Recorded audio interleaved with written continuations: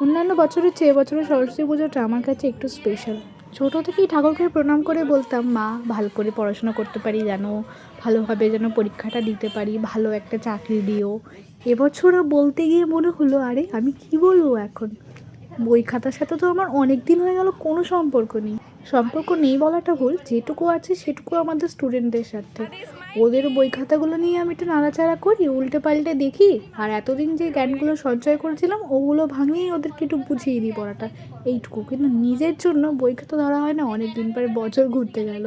এখন সকালবেলা উঠে অফিসে যাই, বিকেলবেলা বাড়ি আসি, এসেই কোনো রকম খেয়ে চলে যাই পড়াতে, ওদের পড়িয়ে বাড়ি এসে চা খেয়ে ভাত খেয়ে ঘুম, ব্যাস সারাদিন আমার এখন এটাই চলে।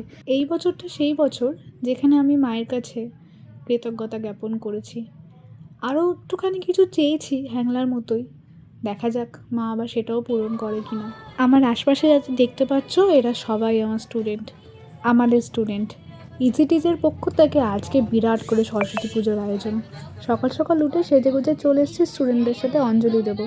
আর আমার ঘুঙুর, যেটা আমি মায়ের পায়ে দিচ্ছি আজকে, যদিও জানি যে বিসর্জনের আগে যেটা মায়ের পায়ে দেবো সেটা তুলতে নেই, কিন্তু কালকে যেহেতু আমরা বেরিয়ে যাচ্ছি আর আমার এটা কালকে খুব ভীষণভাবে দরকার, তো সেই জন্য আজকেই সন্ধ্যেবেলা এটাকে নিয়ে আমি আবার চলে যাব। সেটাই চিন্তা করছিলাম যে যেহেতু বিসর্জনের আগে এটা তুলতে নিস, তো তোলাটা ঠিক হবে কিনা, দেওয়াটা ঠিক হবে কিনা। যাই হোক, মায়েকে মনে মনে বলে আমি এটাকে আজ সন্ধ্যেবেলাতেই নিয়ে যাব। সত্যি বলতে এত কাজ কখনো আমি নিজের হাতে করিনি। আর যেহেতু আমাদের বাড়িতে সেভাবে পুজো আচরা হয়ও না, মানে মূর্তি পুজোটা হয় না, সেহেতু এই কাজগুলো আমার করার একদমই অভ্যেস নেই। কিন্তু দিদি আমায় গুরুদায়িত্ব দিয়েছে এগুলো সাজানোর জন্য, তো ভয়ে ভয়ে আমি আজকে খুব কাজটা করছিলাম, কারণ ফার্স্ট টাইম আজকে আমি এই ধরনের কাজ করছি। যাই হোক, সব কিছু ঠিকঠাক করেই করতে পেরেছিলাম।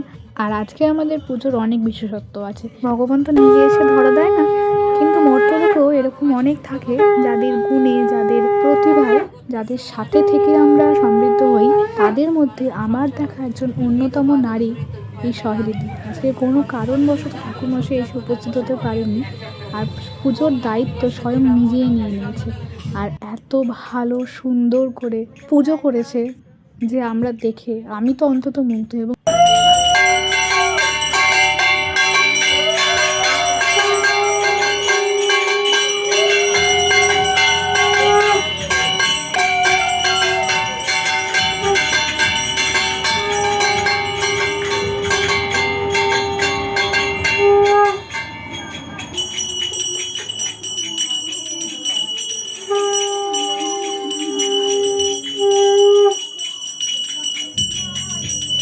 চরণামৃতকে আজকে উপোস ভাঙলাম, তারপর সবাইকে প্রসাদ দিয়ে প্রসাদ খেয়ে যাব এখন মামা বাড়িতে। চলো তাহলে আজকের ব্লগটা এখানেই শেষ করি।